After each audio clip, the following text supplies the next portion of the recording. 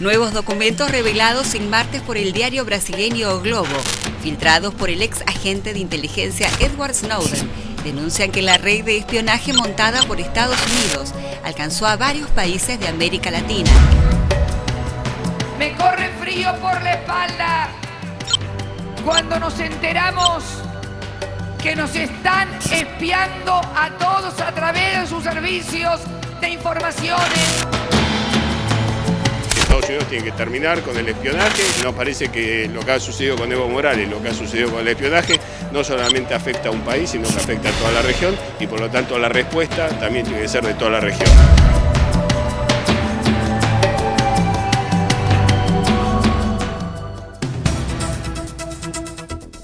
Muy buenas noches, bienvenidos. Este es el resumen de noticias de la televisión pública. Resumen de noticias de miércoles. Recién termina en terapia la tan hermosa ficción que tenemos aquí todos los días en la televisión pública. Y nosotros tenemos para ustedes lo más importante de lo que ha sucedido en la Argentina y en el mundo. En el marco del deporte, de eso aquí se ocupa Gabriela Previtera. Y hoy, Pablo, vamos a estar hablando del primer finalista de la Copa Libertadores de América. Es Olimpia de Paraguay, ya se clasificó y podría llegar a ser rival de Newell's, si es que el conjunto del Tata Martino finalmente consigue el pasaje a ese partido decisivo. En un rato vamos a repasar cómo le fue a este equipo paraguayo. Y hace mucho que no compartía estudio con él. Se me alegra el corazón al presentar a nuestro analista político, económico, internacional de la vida misma, el señor Raúl de la Torre. Buenas noches, Rulo. Buenas noches, Pablo, ¿cómo te va? El placer también es mío. Sí, cierto, ¿cuánto tiempo? Pero no estábamos tan solos como pensábamos. Por lo menos Estados Unidos estaba ahí presente escuchándonos. Y algunos decían que se había olvidado de América Latina, Estados Unidos. El espionaje de Estados Unidos, la dura condena y lo que se espera para la reunión del Mercosur de este viernes lo vamos a estar contando en esta edición, Pablo. Excelente, todo eso y muchísimo más entonces en minutos nada más en la gran columna de Raúl de la Torre, pero ustedes saben que este equipo no está completo si yo no hago la parte que me toca, que es presentar a la voz de este programa, el señor Félix Taylor. Buenas noches, Félix. Hola, ¿qué tal, Pablo? Muy buenas noches, ¿cómo estás? Espectacular. Contame impresionante. ¿Cómo está la calle, cómo está la temperatura, cómo está la ciudad? Bueno, te cuento, la temperatura en la capital federal en estos momentos 14 grados 2 décimas. Afortunadamente se está yendo el mal tiempo. Para las próximas horas se avecinan por lo menos tiempos que no van a tener chaparrones como el de las últimas horas. Pero en un ratito, si querés, te cuento todo eso. Excelente. Ojalá que amaine un poco el agua. Entonces, continúa, por supuesto, el invierno del frío. Continuamos nosotros con las noticias. Lo anticipaba el clip, lo reforzaba recién Raúl de la Torre. Sin duda uno de los temas más importantes que nos llama muchísimo la atención, o no nos llama tanto la atención, pero está, el que estamos todos realmente atentos es el espionaje de Estados Unidos. El ex agente de la CIA, Snowden, reveló detalles sobre la manera en que Estados Unidos espía y también espía a los países de la región. Incluso la prensa norteamericana se ha hecho eco de esta noticia. Los documentos de la Agencia Nacional de Seguridad, filtrados por el ex técnico de la CIA, Edward Snowden, pusieron al descubierto las operaciones de espionaje de Estados Unidos a los gobiernos de la región y a los ciudadanos a través de las redes sociales y la telefonía. I've been trying to do everything possible to expose the excesses of the NSA, the dangers of extreme secrecy behind which the US government operates. And so to be essentially given thousands of top secret documents that prove all the things that I've been saying for a long time, and much more that I haven't been saying, in a way that has prompted genuinely a worldwide debate about the dangers of surveillance and the US government and excessive secrecy. Entre los países espiados de América Latina están, entre otros, México, Colombia, Brasil, Venezuela, Nicaragua y Argentina. Las revelaciones de Snowden, publicadas por The Guardian, The Washington Post y O Globo, también detallan qué tipo de información buscan los servicios de inteligencia en cada país. En el caso de México, temas de interés son los militares, los energéticos y los vinculados al narcotráfico. En Colombia, el blanco prioritario son las FARC y en Venezuela el petróleo. Los expedientes Snowden también revelan que hubo una base de espionaje que operó en Brasilia y que también funcionaron otras similares en Caracas, Bogotá, Ciudad de Panamá y Ciudad de México. Esas 5 centrales habrían trabajado hasta 2002. Según la información publicada por O Globo, en el caso argentino las escuchas se intensificaron poco antes y después de la muerte del presidente de Venezuela, Hugo Chávez.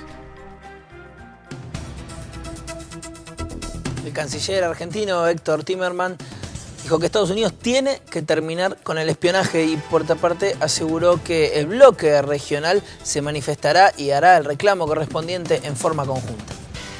Argentina ha tomado una posición en esto muy dura, muy inflexible, de que Estados Unidos tiene que terminar con el espionaje y que tiene que compartir o dar las explicaciones necesarias sobre este tema, y aparte de eso vamos a convocar en los foros regionales como UNASUR, como CELAC, una posición única del continente.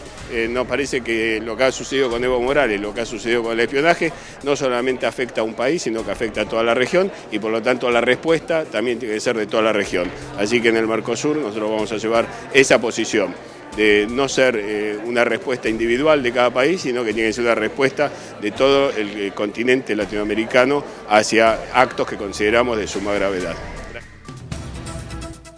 Bien, así las cosas entonces, Estados Unidos espiando. Y desde aquí, ¿cuál es el análisis, Rulo? Porque yo decía esto al principio, estamos sorprendidos, pero por otro lado no sorprende tanto, es algo que uno se imaginaba que Estados Unidos podía hacer. Exactamente. Pero está sobre la mesa y los gobiernos tienen que reaccionar de alguna manera. Y con las evidencias, Pablo, que van apareciendo, porque recordemos que hace apenas una semana estábamos hablando de la falta de respeto al presidente de Bolivia porque habían impedido que pasara un vuelo por cielo europeo porque se sospechaba que llevaba a Edward Snowden adentro. Ahora, pocos días después, lo que se supo, por lo que reveló el propio Snowden, es el espionaje que se practicaba en nuestros países. Esto hasta la semana pasada no existía y ya existía un repudio hacia la posición de Estados Unidos obligando a los países europeos a tomar esta postura con respecto al vuelo al avión del gobierno boliviano. ¿Cuál es el análisis que hay que hacer?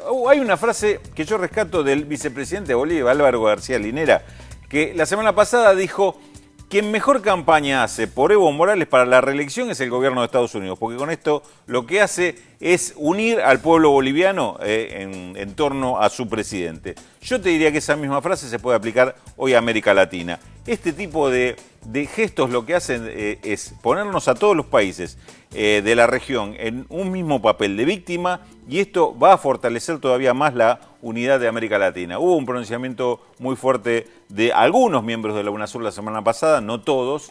Hubo un pronunciamiento más fuerte de la OEA, de la Organización de Estados Americanos, a principios de esta semana, con la sola excepción de Estados Unidos, Panamá y Canadá. Todos los demás países se pronunciaron en términos muy fuertes, inclusive su titular, José Miguel Insulza, un chileno que no es habitualmente un hombre muy petardista con sus declaraciones, dijo que esto era una ofensa gravísima hacia el gobierno de Bolivia y el resto de los gobiernos espiados de la región, y ahora se espera que el viernes en Montevideo también el Mercosur tenga una posición muy dura, muy terminante con respecto a esto, que es un espionaje sobre la región, un ataque, como dijo el gobierno de Brasil a través de Dilma Rousseff, un ataque a la soberanía de los países de la región y a los derechos humanos, por lo que significa la invasión sobre lo privativo de cada persona, ¿no? Sí, sobre todo me parece que es muy interesante esto que decís, que rompe un poco o por lo menos le rompe a algunos ese imaginario bobo de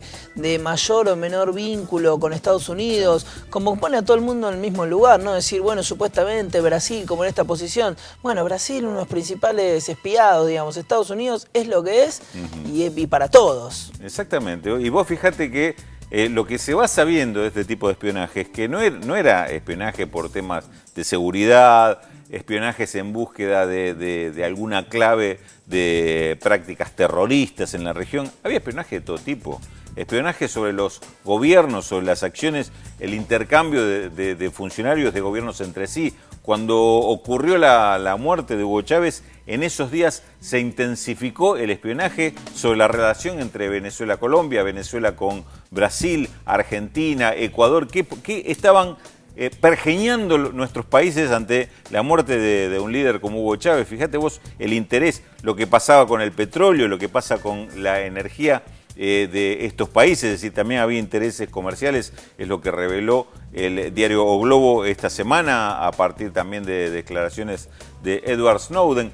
Este joven que trabajaba para una empresa contratista de la CIA y de la Agencia Nacional de Seguridad, que dijo que tuvo una frase que la dejé para el cierre porque me pareció significativa. Estamos asistiendo a un agravamiento de lo que ya hizo el gobierno anterior, refiriéndose a George Bush. Y nadie se está plantando para detener esto. Esto ya pasa a un nivel abusivo e invasivo de los países de la región. Estas son las declaraciones de Snowden y creo que es terminante. 550 personas estaban destinadas a repasar y calificar las escuchas que se hacían sobre más de 3 millones de personas por día.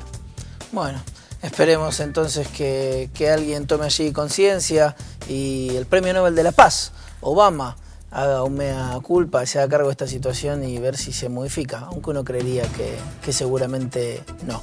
Pero es bueno por lo menos tener la voz de alerta y que los países reaccionen en conjunto frente a tamaño y poder. Gracias. Muchas gracias. Continuamos con la información. Los candidatos siguen en campaña, lo decíamos ayer. Oficialmente la campaña empieza el viernes, pero están en campaña. Así que esto también ocurre en el territorio bonaerense. Entre otros, se ha manifestado el gobernador Daniel Scioli.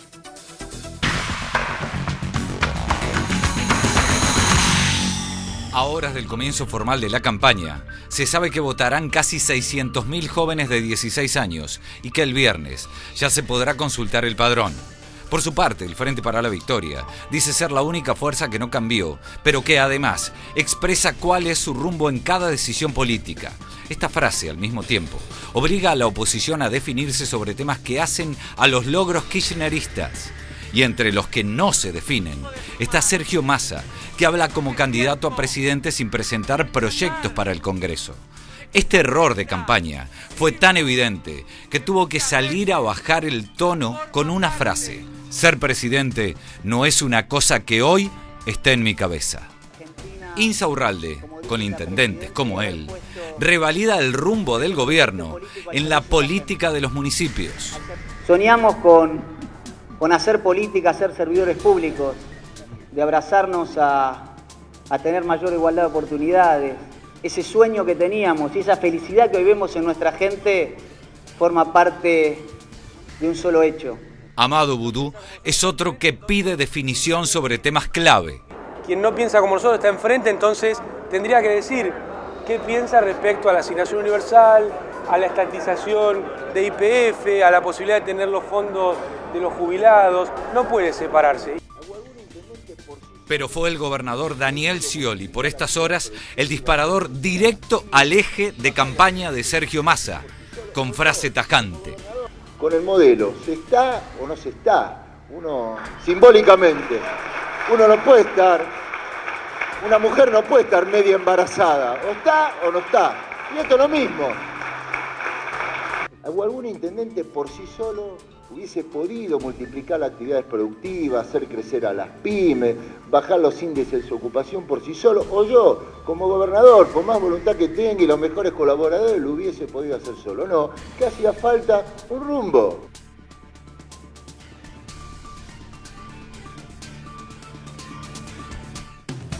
Por su parte, el Frente para la Victoria presentó a sus candidatos porteños. Juan Cabandier como encabezando la lista de diputados, Daniel Filmus la de senadores. Es la Buenos Aires de nuestras madres, de nuestras abuelas que dieron vuelta una y otra vez alrededor de la pirámide, la Buenos Aires solidaria. Es la Buenos Aires que cuando la política no supo representarla salió a decir que se vayan todos y allá fue el helicóptero. Es la Buenos Aires que despidió a Néstor. Es la Buenos Aires que lloró de la mano de Néstor y que le dijo gracias Néstor y le dijo fuerza Cristina para seguir adelante el proyecto y le dijo fuerza Cristina también hace muy poquito tiempo porque es la Buenos Aires donde Cristina ganó con el 35% en las elecciones de 2011. Y no les quepa ninguna duda, compañeros y compañeros, no les quepa ninguna duda, es la ciudad de Buenos Aires que nos verá vencedores dentro de muy poco tiempo, en las PASO, en la Nacional, para de la mano de todo nuestro país transformar la Argentina. Gracias, Néstor. Fuerza, Cristina. Vamos, compañeros, a ganar. La presidenta Cristina Fernández, en su carácter de comandante en jefe de las Fuerzas Armadas, participó del habitual acto de camaradería en el edificio Libertador. Yo me encuentro con muchas esperanzas y con muchas ilusiones a partir de esta nueva etapa en donde necesitamos realmente desarrollar una infraestructura de punta en materia ferroviaria, en materia de radares, en materia de vigilancia de las fronteras. También deberemos comenzar a analizar conjuntamente con el ministro de Defensa y el Estado Mayor Conjunto desplazamientos territoriales que coloquen a las fuerzas en el territorio. Ustedes saben, tenemos un territorio muy amplio, tenemos la segunda frontera del mundo con Chile, pero no es esa la que nos preocupa hoy. Realmente, más allá de lo bueno que puede tener, no tiene mucho sentido tener por allí regimientos en pleno centro de nuestras ciudades y tener nuestras fronteras que sean verdaderos coladores. Entonces creo que allí las Fuerzas Armadas pueden cumplir un rol más que importante en colaboración directa con nuestras fuerzas de seguridad.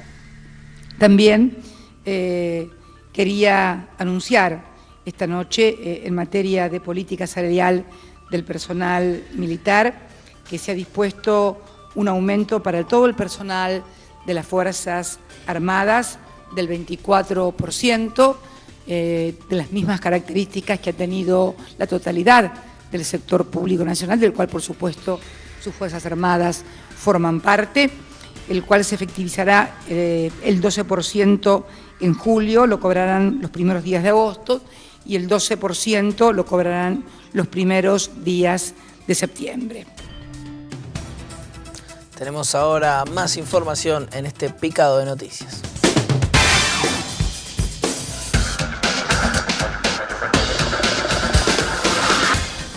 La defensa de Jorge Mangieri apeló el procesamiento en la causa por el homicidio de Ángeles Rawson. Considera que la imputación es infundada, arbitraria y contradictoria. Una fiscal solicitó ante la Cámara de Casación que se revoque la condena a 18 años contra Eduardo Vázquez, ex baterista de Callejeros. La letrada coincide con la querella en la causa por el crimen de la joven Wanda Tabey. El secretario de Comercio Interior, Guillermo Moreno, declaró ante el juez Claudio Bonadío en la causa que le inició una consultora privada. El funcionario se defendió de la acusación de abuso de autoridad e incumplimiento de los deberes de funcionario público.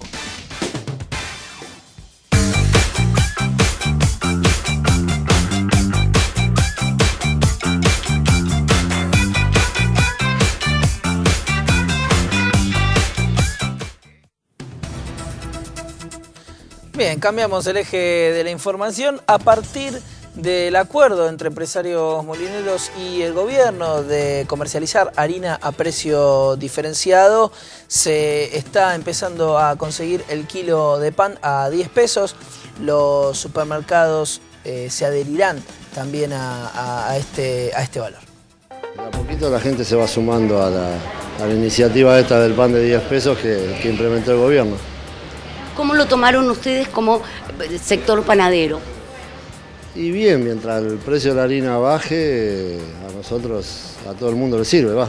Al cliente, a nosotros que lo fabricamos. O sea, bien, por suerte, si mientras sea para que baje la harina, no hay ningún problema. Acá no hay horarios, ¿y cuántas piezas son? Son 5 por kilo.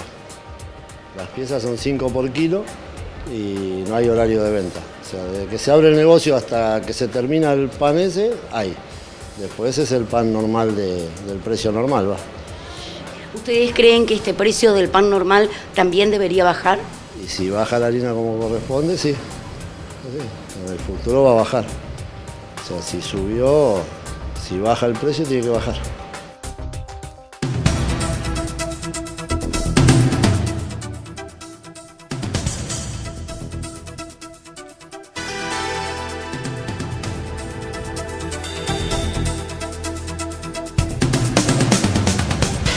Aerolíneas Argentinas informó que sus vuelos se vieron afectados en el Aeroparque Metropolitano debido a la caída del sistema central de comunicaciones, que es responsabilidad de Telefónica de Argentina, y anunció que iniciará acciones legales contra la empresa proveedora, ya que no puso en funcionamiento ningún sistema de backup para mantener activo el servicio, por lo que causó innumerables inconvenientes a los pasajeros. Por último, Aerolíneas aclaró que en el aeropuerto de Ezeiza se pudo restablecer el sistema, por lo que los vuelos operan con normalidad desde esa estación internacional. Esta noche, además, anunció que desde mañana se va a normalizar el servicio en los horarios programados, salvo los que van a El Calafate, a Río Grande, a Trelew, Ushuaia y a Río de Janeiro, que lo harán desde la estación de Ezeiza. Para la programación de los vuelos de hoy, miércoles, llamar al call center de Aerolíneas Argentinas.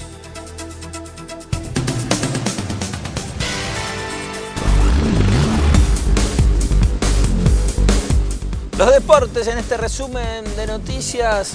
¿Cómo venimos, Gaby?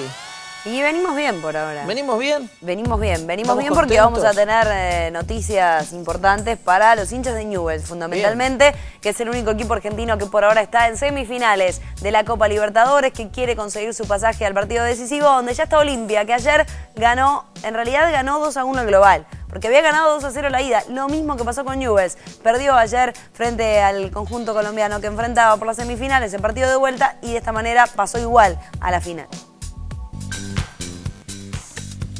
Habían ganado 2-0 a la ida el conjunto paraguayo. Estamos hablando de Olimpia de Paraguay. Ayer se enfrentaba con el equipo colombiano. Santa Fe de Colombia, exactamente el nombre de este conjunto, que ayer ganaba 1-0. El gol de Wilmer Medina, el único tanto del partido. De esta manera se ponía 1-0 y claro, le descontaba en cuanto al global a este conjunto de Olimpia, que a la ida había ganado 2-0. Después de allí sufrió, pero tuvo que aguantar el partido, y de esta manera, a lo largo de los 90 minutos, si bien Santa Fe fue el amplio dominador del partido, con un gol que para muchos es polémico. La pelota da la línea y para que sea gol tiene que pasar la totalidad de la pelota después de la línea de gol. Está en el aire, el arquero se ve que lo saca de adentro, pero no se puede confirmar que realmente la pelota haya pasado en su totalidad. De hecho, allí no lo estaba. Fíjense que el arquero está del otro lado de la línea, dentro del arco, y la saca. Por eso es polémico, por eso protestaron mucho. De todas maneras, no le alcanzó a Santa Fe, que ganó tan solo 1-0. Le sirvió para descontar, pero el 2-0 de la ida hizo que el equipo, que ya fue tricampeón de la Copa Libertadores, la había obtenido en el año 1979, 1990 y 2002. La consiguió en 3 ocasiones, 3 veces, por eso tricampeón, pero no de manera consecutiva. De todas maneras, ya sabe lo que es jugar una final y está en el partido decisivo, aguardando por rival, que saldrá del partido entre Atlético Mineiro y Newell's. Por ahora el conjunto rosarino ganó 2-0 la ida, y habrá que ver cómo le va para saber si clasifica o no entonces a ese partido decisivo. Otro que clasificó a una final, en este caso por el Sub-20 y por el Mundial de la categoría, es nada más y nada menos que nuestros vecinos, Uruguay, que vencieron a Irak por penales. Ha disputado el partido de semifinales del Mundial Sub-20, una historia que desde el arranque y ya casi hasta el final lo tenía Irak ganando 1-0, un partido que parecía que no iba a dar vuelta este conjunto uruguayo. La falta y el gol había sido a los 34 minutos de Ali Adnan, y de esta manera Uruguay sufría. Después iba a continuar el partido, un partido que tuvo un gran susto también allí. Los futbolistas que iban a chocar y que iban a quedar tendidos en el piso iban a tener que ser asistidos por el cuerpo médico de ambas instituciones, y después de eso continuó el encuentro, y a 3 minutos del final nada más, la celeste, que pasó de estar casi derrotada al gol de Gonzalo Bueno para poner el 1-1 definitivo en los 90 reglamentarios. Llegó el momento de la definición por penales, y Uruguay iba a llegar a ese partido entonces decisivo tras imponerse en los penales. 7-6 culminó esa tanda definitiva. Irak, que tenía la posibilidad de convertirla, mandó por arriba del travesaño, y de esta manera ya se quedaban eliminados de esta Copa del Mundo. Fue Gianni Rodríguez quien falló primero para Uruguay, después convirtieron el resto y de esta manera ya está en la final del Mundial Sub-20, que va a tener además a la selección francesa, que por primera vez en su historia en esta categoría accede a la final. Muchísimas gracias. Pero de nada, un placer. Tenemos que hacer un corte, si usted me lo permite. Pero por supuesto, es suyo. Bueno, perfecto. Tenemos todavía más información para ustedes, pero ahora nos vamos a un corte, ya volvemos con más de este resumen de noticias de la televisión pública.